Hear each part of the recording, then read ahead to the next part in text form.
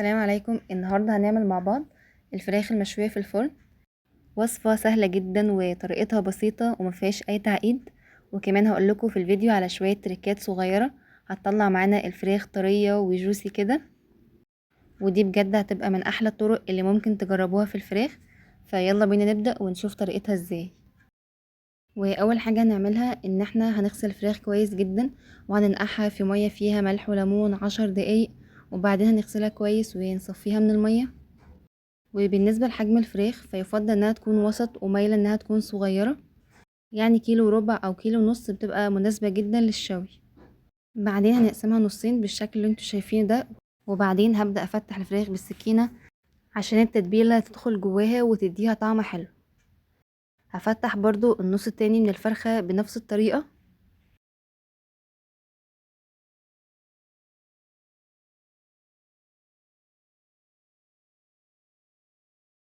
وفي الوقت ده هنعمل كده خلطة بسيطة في التتبيلة.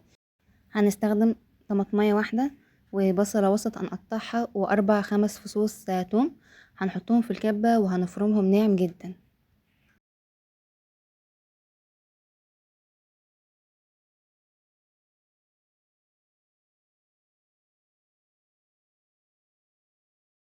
أنا هنا فرمته ناعم جدا زي ما انتم شايفين. وفي حالة ان هو ما اتفرمش كويس او لسه فيه قطع باينة ممكن تصفوه بمصفى.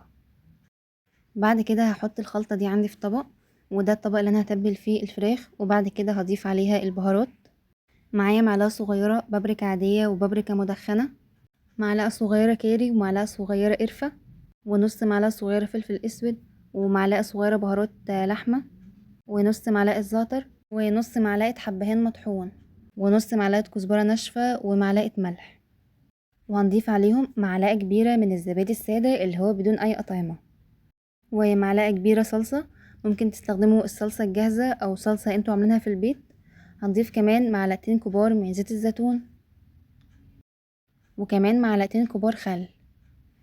هنضيف كمان معلقة صغيرة زنجبيل فريش، ولو مش متوفر ممكن تستخدموا الزنجبيل البودر وبيدينا نفس الطعم.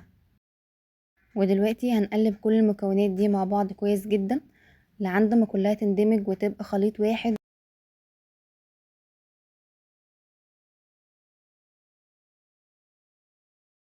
وبعد ما قلبنا كل المكونات دي مع بعض وبقوا خليط واحد كده، هنبدأ دلوقتي نحط الفراخ في التتبيلة، ونتأكد ان كل جزء من الفراخ واخد من الخلطة دي كويس جدا.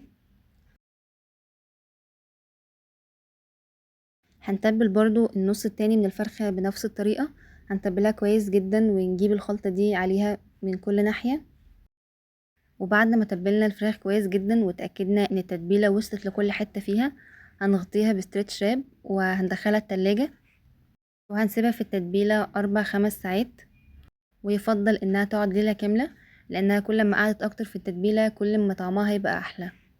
ولعند ما الفرخة تتبل هنجهز الخضار اللي احنا هنشويه معاها. معانا طماطم وبصل وفلفل، اي نوع خضار انتوا حابين انكم تضيفوه معاه ضيفوه عادي.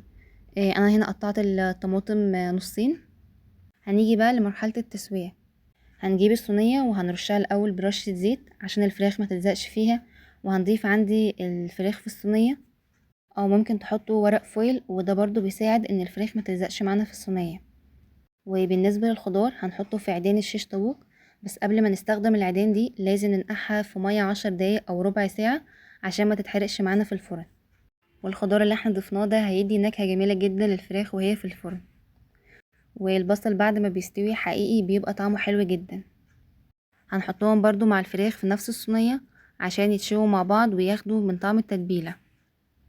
هحط الطماطم مع الفلفل وده هيدي شكل حلو جدا.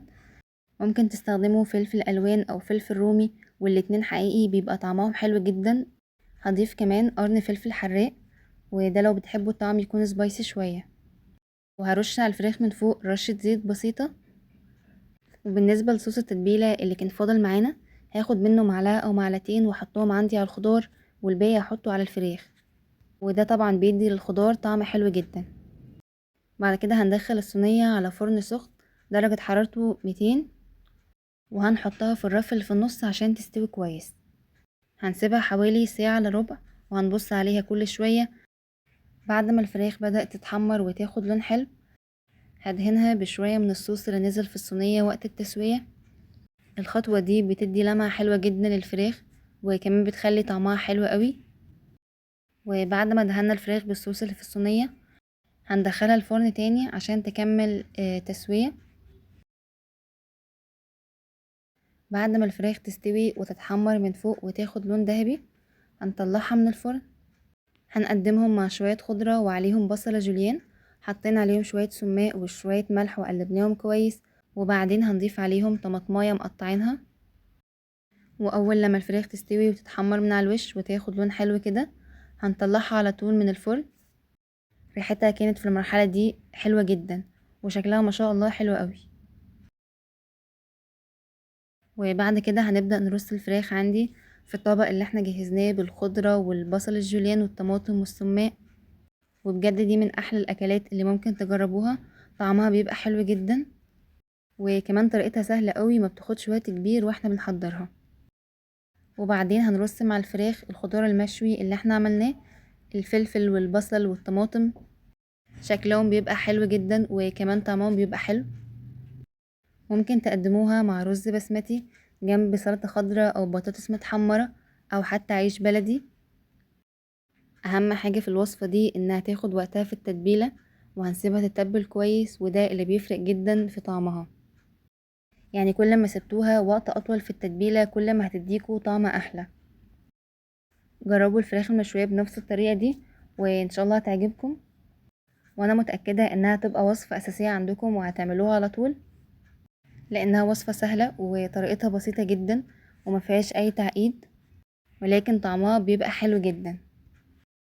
والطريقة دي في الفراخ بتخليها طرية جدا وجوسي، وريحتها حلوة وطعمها حلو قوي.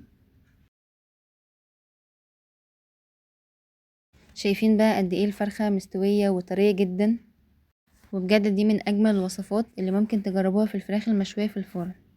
ولو وصلتم لعند هنا، ما تنسوش تعملوا لايك للفيديو وتشتركوا في القناة وتفعلوا الجرس عشان يوصل لكم كل جديد من فيديوهاتي.